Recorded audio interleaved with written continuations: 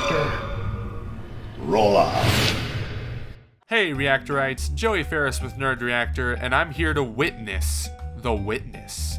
I remember back in 2013 when Sony was showing off the PS4 for the first time at a press event, and this was one of the games. While every other game at the event was trying to show off how many polygons they can render in the heat of action, this one was just a simple puzzle game with cel-shaded graphics and advertised itself as such. Little did I know that the game's development started back in 2008 and was being led by Jonathan Blow, known for his critically acclaimed work, Braid. The game begins in a tunnel with you playing as an unnamed silent protagonist. There is a puzzle which is simply a straight line that you fill in to open the door in front of you. Then there are more doors with similar puzzles that get moderately more difficult. This is how you learn to solve puzzles in The Witness. You figure it out ya damn self. Hand-holding? If you want that, play the intro to Twilight Princess. Now remastered in HD. Review coming soon. Hand-holding is completely non-existent. When new elements to the puzzles are thrown into the mix, it's up to you and you alone to figure out how it works, which can be really gratifying or extremely irritating depending on the puzzle and the location it's in. Thankfully, it does a good job at setting up the intro puzzles, which teach you how the rest of them work. The Witness is set on a strange island reminiscent of the classic PC game Myst. This island has lush, colorful environments that oddly contrast with one another. Right next to the desert is a forest leading to a castle next to a swamp pointing right to the snowy peak of a mountain with some weird looking thing, I don't know. The island's inhabitants consist of statues in various positions, some in terror, others in a blissful state of ignorance. Creepy, huh? Whatever secrets this place holds, it looks like the only way I'll find out is by solving the game's 650 puzzles, which could take up to, 80 hours. You might think, oh, then I'll just do the easy ones first. Good luck, because this game does not take long to get hard.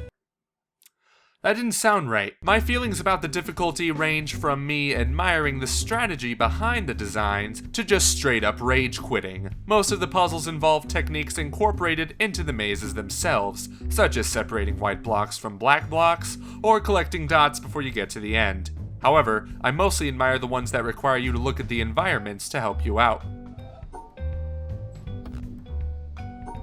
How am I supposed to figure this out? Oh, clever girl. Then there is this greenhouse area, which is another pain in the booty to figure out. So you're supposed to separate each color, but there's so many. Wait, what? Hold on one second. What I find interesting and confusing are audio logs placed around the island. Normally you would think that they are meant to provide backstory and how a specific setting came to be. Not in this case. I maintain that the cosmic religious feeling is the strongest and noblest motive for scientific research. Instead, they are quotes from famous philosophers read by voice actors like Ashley Johnson and Phil Lamar. Apparently, they serve a purpose, but I have not found the reason as to why yet. Let's see what this one says. The Fitness Gram Pacer test is a multi-stage aerobic capacity test. Look, I love The Witness, but at the same time, I hate it with a burning passion. The Witness is not a game I could play for hours on end. It definitely requires a lot of thought and patience. Most people who've played or currently play this game usually devote 30 minutes to an hour and come back later. That way it isn't so straining on the mind. Suddenly, the upcoming iOS version makes more sense now.